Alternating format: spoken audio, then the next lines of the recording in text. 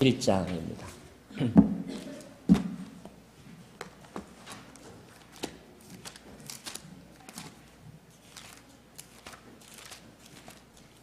사도행전 21장 17절에서부터 26절까지의 말씀을 제가 봉독하겠습니다.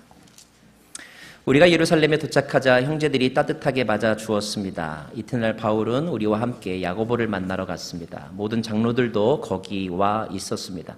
바울은 그들에게 문안하고 하나님께서 그의 사역을 통해 이방 사람들 가운데서 행하신 일들을 자세히 보고했습니다. 그들은 이 말을 듣고 하나님을 찬양했습니다. 그리고는 바울에게 말했습니다. 형제여, 알다시피 수만 명의 유대 사람들이 믿게 됐는데 그들은 모두 율법을 지키는 일에 열심을 가진 사람들입니다.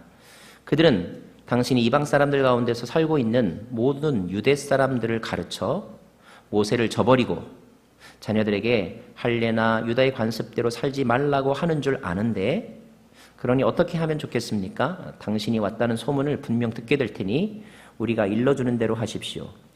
우리 가운데 서원한 사람이 4명 있습니다. 이 사람들을 데려가서 그 정결 의식에 당신도 함께 참여하고 그들이 머리 깎는 비용을 대십시오. 그러면 당신에 대한 그런 소문이 사실이 아니며 당신 자신도 율법에 순종하며 살고 있음을 모든 사람이 알게 될 것입니다. 이방의 신자들에 대해서는 우리가 이미 그들에게 우상에게 바쳐진 음식과 피와 목매어 죽인 짐승의 고기와 음행을 피하면 된다고 우리가 결정한 것을 편지로 썼습니다. 이튿날 바울은 그 사람들을 데리고 가서 그들과 함께 자기 몸을 정결하게 한 후 성전에 올라가 정결 의식이 끝나는 날짜와 각 사람이 예물 바치는 날짜를 신고했습니다. 26절 말씀까지 함께 나눴습니다. 한 번 더 기도하겠습니다.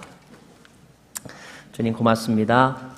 오늘도 주의 말씀을 배울 터인데 저희들에게 집중력과 기억력과 이해력을 주시고 또 순종의 마음도 주시기를 간절히 원합니다. 예수님 이름으로 기도합니다. 아멘.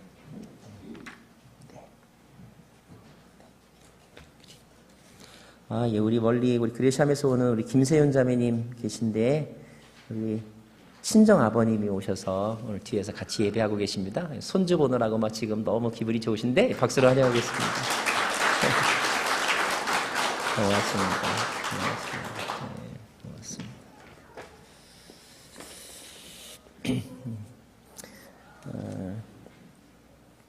축구에 관심 있는 사람은 월드컵 축구대회에 대해서 아마 들어보셨을 거예요.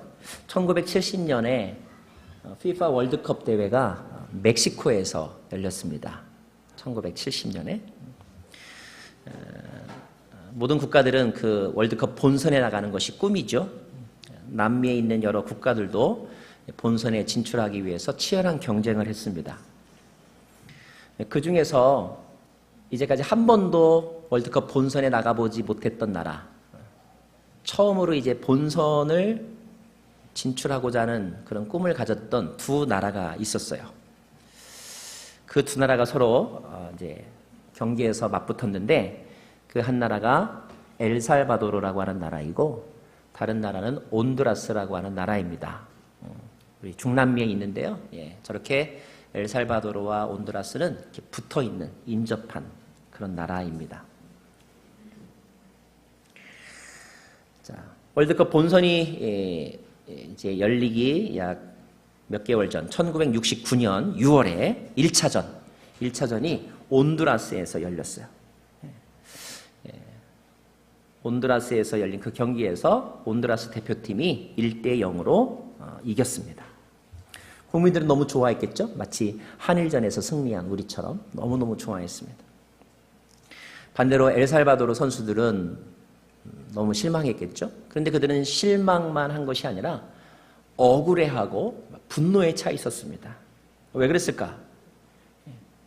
그 경기가 일어나기 전날 그 온두라스의 축구 팬들이 그 엘살바도르 축구팀이 머무르고 있는 숙소 근처에 와서 깡통을 치고 소란을 피우고 노래를 부르고 밤새도록 한 잠도 못 자게 괴롭혔던 거예요. 제대로 잠을 잘 수 없었던 선수들은 컨디션이 자연히 떨어질 수밖에 없었고 그래서 이제 패배했다 이것입니다. 이 사실이 알려지니까 엘살바도르 국민들이 얼마나 화가 났겠습니까? 진 것도 지금 화가 났는데 그 진 이유가 상대방의 방해 때문이라고 생각하니까 화가 났겠죠. 게다가 그 경기를 보던 한 소녀가 있었는데 이 소녀가 자기 나라가 경기에 졌다는 이유로 경기가 끝나고 나서 자살을 했어요. 가끔 가다가 축구 경기 보다가 고혈압으로 쓰러져 돌아가셨다는 어르신 얘기는 가끔 듣습니다만, 자기 나라 팀이 축구에 졌다는 이유로 자살을 했습니다. 그 사실이 알려지자 또 국민들은 막 들끓기 시작을 했어요. 마침 또 대통령은 그 소녀의 장례식에 참석했습니다. 그래서 모든 국민들의 관심이 다 거기에 몰렸고 감정들이 더 이렇게 고조되었죠. 1차전이 일어나고 나서 약 9일 후에 6월 15일에 2차전이 이번에는 홈 앤 어웨이 방식이니까 엘살바도르에서 열렸습니다. 어떤 일이 일어났을까요? 이번에는 엘살바도르의 시민들이 온두라스 축구팀의 숙소에 다 몰려들었어요. 돌을 집어던져 창문을 부쉈습니다. 그리고 그 안으로 막 죽은 쥐를 잡아 막 던졌습니다. 밤새 잠을 못 자도록 소란을 피웠던 거예요. 또 경기가 열리는 당일날은 엘살바도르의 응원단들이 온두라스의 응원단들과 붙어가지고 막 난장판 싸움이 일어났습니다. 경기가 막 중단되기도 했고요. 결국 그 경기에서는 엘살바도르가 3대 0으로 이겼습니다. 그러자 이번에는 온두라스에서 어떤 일이 생겼는가? 온두라스의 시민들이 자기 나라에 와서 살고 있는 엘살바도르 이민자들, 근로자들 길거리에서 잡아가지고 폭행하고 그들이 영업하는 가게에 가서 막 때려 부수고 하는 그런 엄청난 약탈을 막 저질렀어요. 두 나라의 국민 감정이 최악으로 치달았습니다.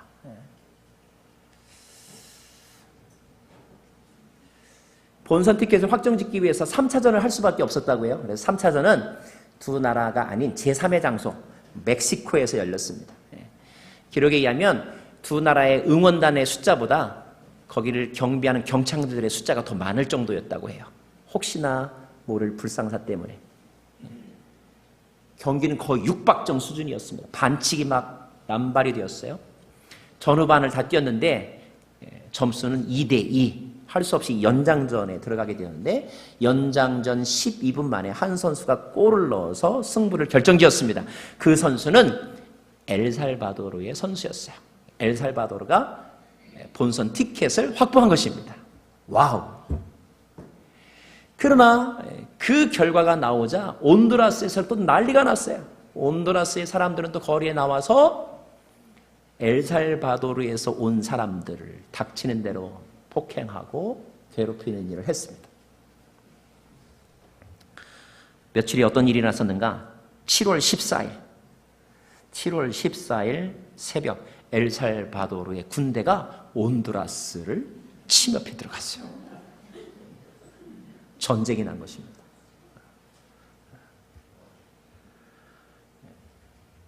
사람들은 이것을 축구전쟁이라고 말합니다. 전쟁이 약 4일 동안에 이루어졌다고 해요. 다행히 막 주변 나라들과 막 중재해서 4일 만에 끝나는데 전쟁에 걸린 시간이 100시간, 그래서 100시간 전쟁이라고도 알려져 있습니다.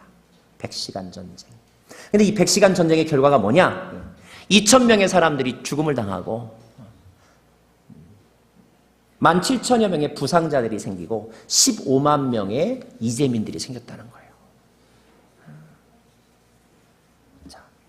제3자 입장에서 보면 기가 막힐 일입니다. 어처구니 없는 일이죠. 도대체 축구가 뭐길래, 승부가 뭐길래. 물론 두 나라는 서로 맞닥뜨려 있으면서 여러 해 동안 해묵은 영토 분쟁, 경제적인 문제 때문에 별로 사이가 좋지 않았습니다. 마치 한국과 일본처럼. 근데 그런 감정들이 잘 풀리지 않으니까 사람들이 뭐에 모든 것을 걸었어요? 축구에 모든 것을 건 거예요. 한일전은 막 목숨 걸고 하잖아요. 두 나라가 축구에 그야말로 목숨을 건 것입니다. 여러분, 스포츠의 기능이 뭡니까? 스포츠라고 하는 것은 각 사람들이 가지고 있는 어떤 특별한 재능, 탤런트를 가지고 건강한 정해진 룰 안에서 건강한 경쟁을 하면서 승리감을 맛보기도 하고 스트레스를 풀기도 하고 그리고 그 과정을 통하여 평화와 화해와 일치를 이루어가는 레저인데, 그죠? 그런 프로세스인데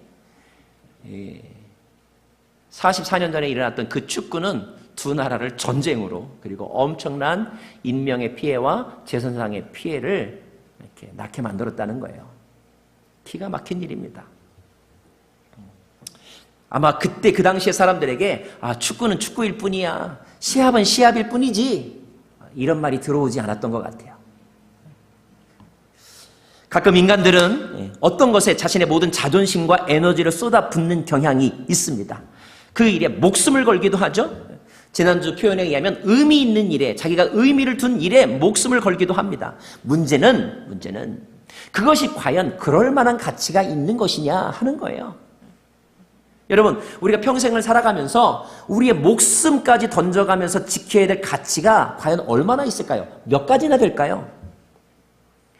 그건 아주 최소한의 것입니다. 왜냐하면 이 세상에 목숨만큼 중요한 게 없기 때문에, 목숨이 하나밖에 없다면 목숨을 던질 만한, 목숨을 던져 지킬 만한 가치도 매우 작다는 거예요. 적다는 것입니다. 그런데 어떤 사람들은 너무 자주 어떤 일이 잘못되었을 때 억울하다는 생각 때문에 또는 뭐에 대한 과도한 집착 때문에 거기에 자존심을 걸고 모든 자신의 인생을 걸고 자신의 감정을 걸고 올인, 완전히 베팅하는 사람들이 있어요. 내려놓으면 아무것도 아닌데, 시간이 지나면 다 후회하는 일인데 그렇게 어리석은 행동을 하더라는 것입니다. 이 설교를 듣고 있는 지금 이 순간에도 뭔가 그런 잘못된 선택이나 마음을 가지고 있는 분들이 이 자리에 있을지 모르겠습니다. 자, 성경의 사람들은 어떠할까? 오늘 말씀에 보면 바울이 드디어 예루살렘에 들어갑니다. 예루살렘에 들어가는 바울. 말씀 보니까 그 예루살렘에서 야고보도 만나고 또 예루살렘 교회 지도자들도 만난다고 기록되어 있어요. 사도행전에 나오는 야고보는 두 명입니다. 한 사람은 예수님의 12제자 가운데 한 사람 야고보, 또 한 명은 예수님의 동생 야고보. 그런데 예수님의 12제자 가운데 한 명 야고보는 이미 순교당해서 죽었습니다. 그래서 오늘 본문에 나오는 야고보는 예수님의 동생 야고보입니다. 그는 그 당시에 예루살렘 교회의 지도자가 되어 있었어요. 바울과 그의 일행들을 따뜻하게 맞아주었습니다. 그리고 바울의 전도 여정 가운데 있었던 일들을 서로 나누었겠죠. 바울이 3년 동안 에베소에서 정말로 고생하면서 목회했던 이야기, 고린도 전서와 후서를 쓴 이야기, 고린도 교회를 방문했던 이야기, 고린도 교회에 힘들었던 이야기, 로마서를 썼던 이야기, 이런 이야기들을 정말 시간 가는 줄 모르고 했었을 거예요. 그리고 제일 하고 싶은 이야기, 지금 바울이 데리고 온 사람들에 대해서도 얘기했을 거예요. 바울이 데리고 온 사람들이 누군지 아십니까? 바울이 그 이방 지역에 전도해서 훈련시켜서 그 교회 목회자로 세운 사람들, 그 제자들을 데리고 왔거든요. 그래서 아마 이렇게 소개했을 거예요. 이 사람은 김아무개이고, 이 사람은 이아무개이고, 이 사람은 박아무개인데 언제 예수님을 만났고 어떤 훈련을 받았고 지금 어느 교회를 목회하고 있다. 아마 이런 소개들을 했을 거예요. 그런 이야기들을 하는 장면을 성경이 이렇게 표현하고 있습니다. 한번 볼 필요가 있는데요. 우리 19절 말씀을 보겠습니다. 19절 말씀. 시작. 바울은 그들에게 무난하고 하나님께서 그의 사역을 통해 이방 사람들 가운데서 행하신 일들을 자세히 보고했습니다. 바울은 이렇게 말합니다. 이 모든 일들이 하나님께서 행하신 일들이다. 여러분, 우리 믿음의 사람들이 모여서 나눠야 될 대화가 뭔지 아세요, 여러분? 그거는 하나님이 나에게 이런 마음을 주셨다. 하나님이 우리 집안에, 하나님이 내 인생에 이런 일을 행하셨다. 하나님이 하신 일을 나누는 것이 우리의 대화의 컨텐츠입니다. 순모임의 컨텐츠인 거예요. 아직 우리가 이런 훈련이, 이런 습관이 잘 안 되는 분들이 조금 계시더라고요. 하나님이 내 인생 가운데 행하신 일들을 나누는 거. 자, 그 이야기를 다 듣고 난 후에 예루살렘의 사람들이 바울에게 한 가지 요구를 하는데 그 요구가 이제 20절부터 25절까지의 내용인데 우리 23절과 24절을 한번 보죠. 23절과 24절. 시작. 우리가 일러주는 대로 하십시오. 우리 가운데 서원한 사람이 4명 있습니다. 이 사람들을 데려가서 그 정결의식에 당신도 함께 참여하고 그들이 머리 깎는 비용을 대십시오. 그러면 당신에 대한 그런 소문이 사실이 아니며 당신 자신도 율법에 순종하고 살고 있음을 모든 사람이 알게 될 것입니다. 무슨 말이냐면 당시 예루살렘에는 기독교인이 되었지만 율법을 굉장히 중요하게 여기는 기독교인들이 있었는데 그들이 바울에 대해서 별로 좋지 않은 감정을 가지고 있었다는 거예요. 바울이 복음을 핑계 삼아 율법을 파괴한다고 그들이 생각한 것입니다. 그래서 그들은 바울을 비난하고 또 이렇게 판단했습니다. 바울도 그들 때문에 어려움을 많이 겪었기 때문에 서로 그들은 사이가 좋지 않았다고 볼 수 있어요. 감정들이 쌓여 있을 수 있었습니다. 근데 그 교회의 지도자들이 바울에게 이렇게 말하는 거예요. 그 사람들의 오해를 풀어주기 위해서 좀 이렇게 한번 해보면 어떻겠느냐. 어떻게 해요? 지금 이제 성전에 가면 머리를 깎는 정결 예식을 행하는 사람들이 있는데 그 예식에 당신도 참석하고 그 예식에 참석하는 사람들이 드리는 헌금을 드려야 될 헌금을 당신이 대신 내주면 어떻겠느냐. 이렇게 지금 권면하고 있는 것입니다. 서로 오해가 있는 사람들, 그래서 그 오해로 인해서 내가 굉장히 지금까지 피해를 많이 입고 있는데 어느 날 어떤 사람이 그 피해를 풀기 위해서 당신이 먼저 가서 그 오해를 풀기 위해 이렇게 한번 해봐라 라고 말할 때 그럴 때 여러분은 보통 어떻게 반응하십니까? 그래? 그러죠 뭐 까짓 거 어렵지 않습니다. 이렇게 말할 수도 있고 아니면 여러 날 고민하다가 마지못해 그리 할 수도 있고 아니면 내가 뭐가 아쉬워서 그래? 난 못해 라고 말할 수도 있습니다. 아마 그것은 그 사람이 자기 상처에 대해서 가지고 있는 생각도 영향을 끼칠 것이고 그의 인생의 가치관도 영향을 줄 것이고 그가 무엇을 중요하게 생각하고 있는지도 아마 영향을 줄 거예요. 사람의 성격을 분석하는 도구 중에 MBTI라는 게 있습니다. MBTI, Myers-Briggs Type Indicator라고 하는 도구인데 그 분석표에 의하면 사람들이 다른 사람을 이해하거나 다른 사람들에서 어떤 행동을 표현하는 양식에 있어서 두 가지 중요한 단어가 있다는 거예요. 하나는 perceiving이라고 하는 단어가 있고 또 하나는 judging이라는 단어가 있습니다. perceiving이라고 하는 단어, 이런 태도를 가진 사람은 보통 이해력이 많고 수용적이고 자유로운 사람, 개방적인 사람입니다. 반대로 judging의 태도를 가진 사람은 계획적이고 체계적이고 뚜렷한 목표와 기준을 강조하는 사람입니다.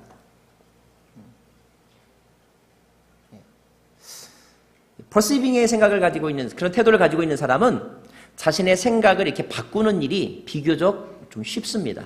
반대로 저징의 태도를 가지고 있는 사람은 마음을 바꾸는 일, 생각을 바꾸는 일이 비교적 좀 어렵습니다.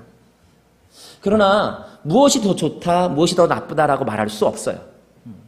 다 필요하고 하나님이 우리에게 주신 성품입니다. 그러나 그런 경향들이 좀 더 극단으로 가면 이런 일이 생길 수는 있습니다. 예를 들면 perceiving이라고 하는 태도가 아주 극단으로 강한 사람은 너무 변화가 무쌍한 거예요. 생각과 마음이 너무 많이 바뀝니다. 그래서 믿을 수 없는 사람 또는 귀가 얇은 사람이라는 이야기도 들을 수 있어요. 반대로 저징의 태도가 아주 극단적으로 강한 사람은 고집불통인 사람, 말이 안 통하는 사람, 이런 이야기를 들을 수도 있습니다. 재밌는 것은 성경은 우리에게 두 가지 성품을 다 이야기하고 있다는 거예요. 성경은 어떤 곳에서 다른 사람을 판단하지 말라 이렇게 말씀합니다. 그러나 또 다른 곳에서는 성경은 우리에게 선과 악을 분별하라 이렇게도 말씀하십니다. 좌로나 우로나 흔들리지 말고 끝까지 마음을 지켜라 이런 말씀도 하세요. 두 가지를 다 우리에게 소개해주고 있다는 것입니다. 자, 바울은 어떤 태도로 그들의 서제스션을 받아들일까요? 우리가 알고 있는 바울은 한번 뭔가를 결심하면 끝까지 결코 타협하지 않는 사람. 그래서 바울이요, 의견이 달랐다는 이유로 마가하고도 싸우고 바나바하고도 싸워서 갈라서지 않았습니까? 또 자기의 사명을 완수하기 위해서라면 자기의 생명을 버리는 것도 아까워하지 않는다 이렇게 말할 정도의 사람이 바울입니다. 자, 그런 바울이 오늘 그들의 요청에 대해서 어떻게 반응할까? 26절 말씀을 좀 같이 보겠습니다. 26절 시작. 이튿날 바울은 그 사람들을 데리고 가서 그들과 함께 자기 몸을 정결하게 한 후 성전에 올라가 정결 의식이 끝나는 날짜와 각 사람이 예물 바치는 날짜를 신고했습니다. 바울이 그들의 말을 듣고 그대로 했다는 것입니다. 포인트는 바울이 행한 행동이 평소 바울 같으면 안 했을 행동이었다는 거예요. 자, 우리는 여기서 더 중요한 교훈 몇 가지를 살펴볼 수 있는데 세 가지를 이 시간에 함께 나누고 싶습니다.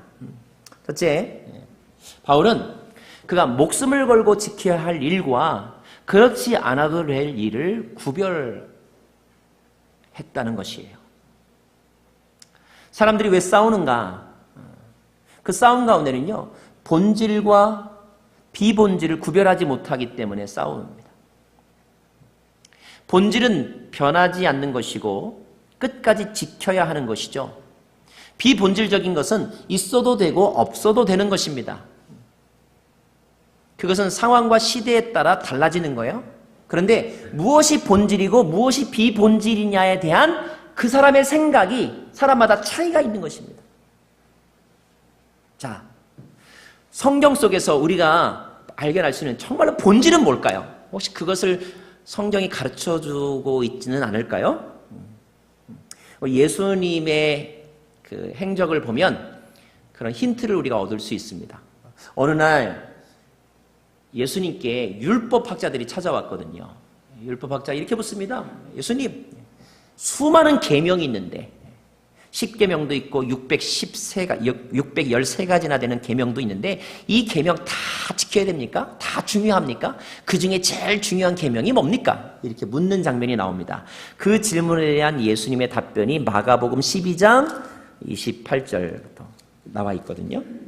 같이 한번 보겠습니다. 우리 30절 말씀을 좀 보여주시죠. 예수께서 29절 죄송합니다. 29절 말씀. 예수께서 시작. 예수께서 대답하셨습니다. 첫째로 중요한 계명은 이것이다. 이스라엘아 들으라. 주 우리 하나님은 오직 한 분이시다. 30절. 내 마음과 내 목숨과 내 뜻과 내 힘을 다해 주 내 하나님을 사랑하라는 것이고 31절. 두 번째로 중요한 계명은 이것이다. 내 이웃을 내 몸과 같이 사랑하라는 것이다. 이것보다 더 중요한 계명은 없다. 예수님은 이게 본질이다라고 말씀하시는 거예요. 이게 본질입니다. 본질은 하나님을 사랑하고 이웃을 내 몸과 같이 사랑하는 것. 사랑이다라는 사랑. 사랑하는 마음이 있느냐 없느냐가 더 중요하다는 거예요. 비난받기 싫어서 주느냐, 사랑해서 주느냐, 책임감 때문에 그 일을 하느냐, 아니면 사랑하는 마음으로 그 일을 하느냐, 이게 중요하다는 것입니다. 그리고 오늘 여러분 그 말씀을, 예수님 말씀을 잘 생각해 보세요. 주님은 하나님을 사랑하는 것이 가장 중요하다고 사랑을 강조하셨는데, 그런데 어떻게 사랑하는 것이 사랑하는 것인지 그 방법에 대해서는 말씀하지 않으셨어요. 왜일까요? 방법은 시대와 문화에 따라서 달라질 수 있기 때문에, 각 사람의 상황에 따라 다를 수 있기 때문에, 그래서 방법에 대해서 방법이 본질이라고 말씀하지 않으셨어요. 여러분, 예전에는 할머니들이 손주가 너무 이쁘니까 손주 먹을 거 주려고 밥을 퍼가지고 어떡합니까? 자기 입에 넣어서 오물오물 씹어가지고 다시 꺼내서 손주 입에 넣어줘. 아이고 내 새끼 이쁘다 이러면서 주잖아요. 엄청난 사랑이죠. 엄청난 사랑입니다. 근데 요즘 시어머니가 그렇게 하면 어떤 일이 생깁니까? 시월드가 풍비박산이 나는 거죠. 지금은 그렇게 할 때 그것이 위생적으로 문제가 있다는 생각들이 더 강하기 때문입니다. 그래서 그런 방법을 쓰지는 않습니다. 그러나 우리는 압니다. 뭘 압니까? 그게 사랑이라는 것은 압니다. 사랑이라는 것은 알아요. 오늘 우리가 바울에게서 볼 수 있는 모습이 무엇입니까? 그것은 자유함이에요. 그에게는 행동의 자유함이 있습니다. 젊었을 때보다 지금 그가 사역이 10년 차, 20년 차가 되면서 더 자유함이 있다는 것을 알게 돼요. 왜일까? 그는 진리를 알고 있었기 때문입니다. 아니, 알고 있을 뿐만 아니라 그는 지금 진리를 가지고 있기 때문이에요. 여러분, 진짜를 가진 사람은 자유합니다.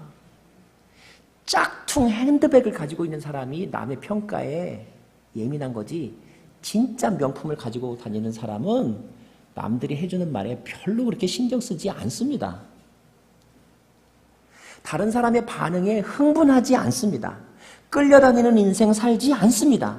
그런 사람은 영혼의 평안함이 있습니다. 왜 사람들은 만나면 남 이야기하는 걸 좋아할까요? 왜 남 얘기하면서 시간을 소비할까요? 그거는 자기 얘기할 게 없기 때문입니다.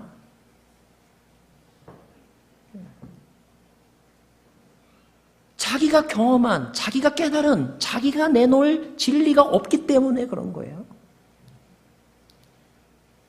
자, 이민자들은 모이면 교회 얘기한다고 합니다. 할 얘기가 교회 얘기밖에 없다고 그러더라고요. 자, 그런데 그때 나누는 교회 이야기가 교회의 비전, 교회의 사랑에 관한 이야기입니까? 아니면 가십입니까? 자기가 얼마나 교회에서 중요한 사람인지, 내가 교회 일을 얼마나 많이 알고 있는지, 그것을 은연중에 자랑하기 위함은 아닙니까? 여러분, 교회 이야기를 많이 한다고 해서 그가 교인이 아니라 교회를 사랑하는 마음에서 이야기할 때 그가 진정한 교인이라고 말할 수 있는 것입니다.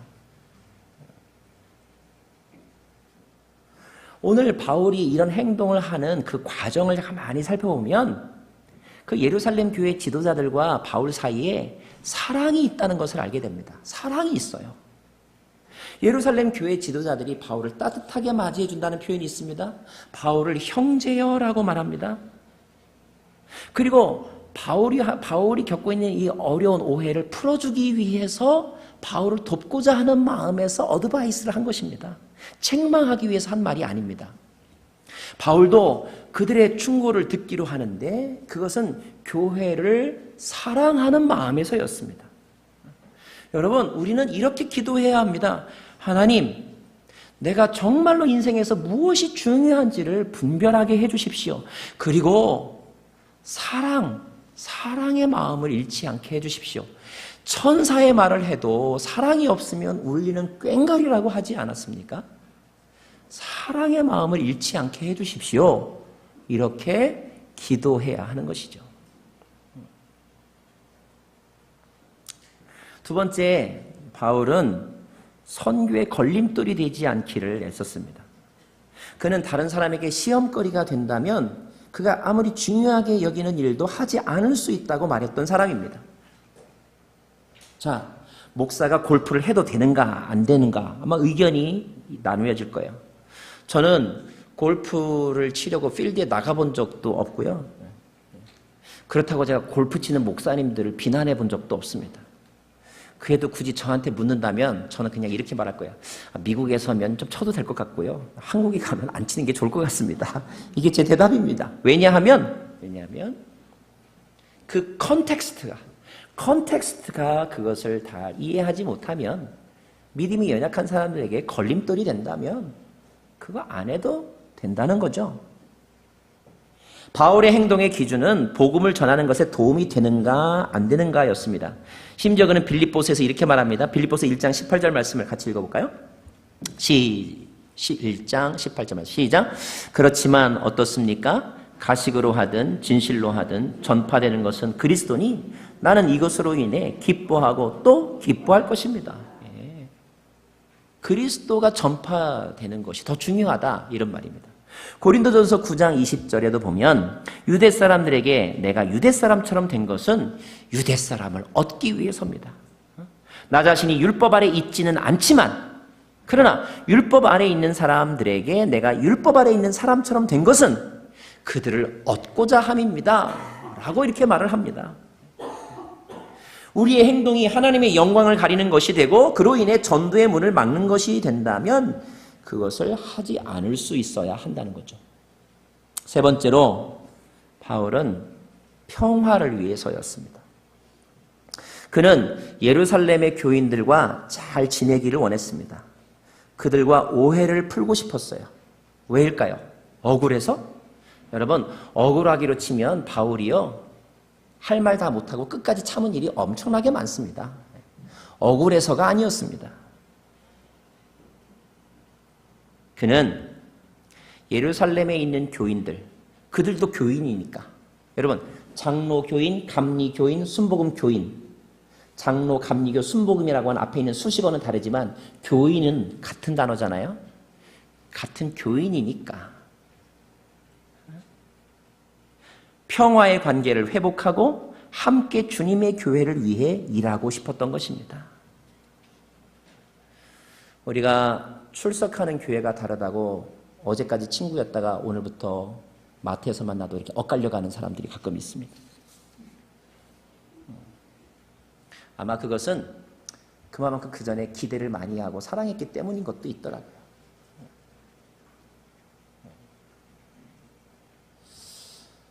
그런가 하면 어떤 사람은 다 같이 하나님 믿는 건데 다른 교회 가면 어때요? 열심히 다니세요. 이렇게 진심으로 축복해 주는 사람도 있습니다. 뭐가 맞을까요, 여러분? 자, 같은 교회 공동체 안에 있으면서 서로 대화 안 하고 남남처럼 지낼 수도 있습니다. 하지만 그보다 더 좋은 것은 할 수 있는 대로 모든 사람과 화목하게 지내는 것. 할 수 있는 대로 화목하게 지내는 것. 그것이 형제의 사랑이고 그것이 제자의 삶이기 때문에 바울은 그 평화를 위해 지금 노력하고 있는 것입니다.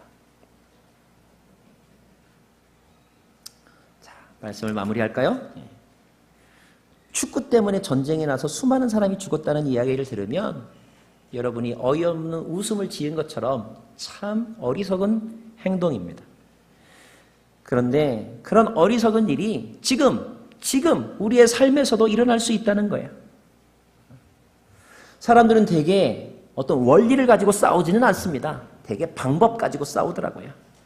자기가 생각해낸 방법이 최고라고 여깁니다. 그런 생각만이면 괜찮아요. 문제는 자기가 생각해낸 방법만이 최고다. 내 생각이 최고야 이거 하고 내 생각만이 최고야 이거 하고는 엄청난 차이가 있는 거죠. 내 생각만이 최고라고 하는 의식이 강한 사람은 자신의 의견이 받아들여지지 않으면 단지 의견이 무시됐다고 생각하지 않고 내가 무시당했다고 생각합니다. 나의 의견이 받아들여지지 않았다고 생각하지 않고 내가 받아들여지지 않다고 그렇게 착각을 합니다. 그래서 화가 나는 거죠. 어제까지 친구를 원수로 생각합니다. 부부가 왜 싸우는가를 가만히 보면 그렇게 대단한 일로 싸우는 것이 아님을 알 수 있죠. 식사 전에 물을 마시는 게 좋다라는 사람도 있고 식사 후에 물을 마시는 게 좋다라는 사람도 있습니다. 물론 어떤 방법이냐에 따라서 건강에 조금 더 도움이 될 수도 있고 해가 될 수도 있을 거예요. 그렇지만 그것 때문에 이혼할 필요는 없는 거죠. 시간이 지나면 다 후회할 일인 것입니다. 내가 제시한 방법이 받아들여지면 기분이 좋은 일이죠. 그러나 그 방법에 관한 논쟁에서 반드시 승리만 해야 하는 것은 아닙니다. 저도 괜찮습니다. 그냥 조금 늦어질 뿐인 거죠. 목소리가 큰 사람이 이기게 해도 됩니다. 괜찮습니다. 나이 드신 분의 의견이 먼저 받아들여지는 것도 괜찮습니다. 그런 일에 감정의 에너지와 자존심을 걸 필요가 없다는 거죠. 정말로 우리가 목숨 걸고 지켜야 될 가치가 있다면 그것은 생명이고 그것은 사랑입니다. 그것은 평화입니다. 우리가 참 어리석은 손해를 볼 때가 많이 있는데 그건 뭐냐면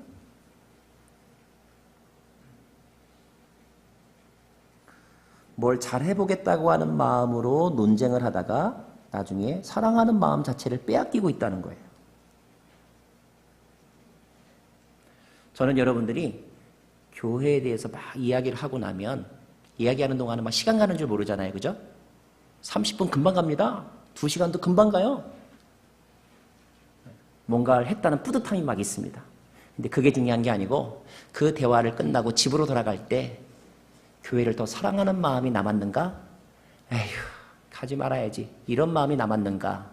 이것이 그 대화에 대한 right or wrong입니다.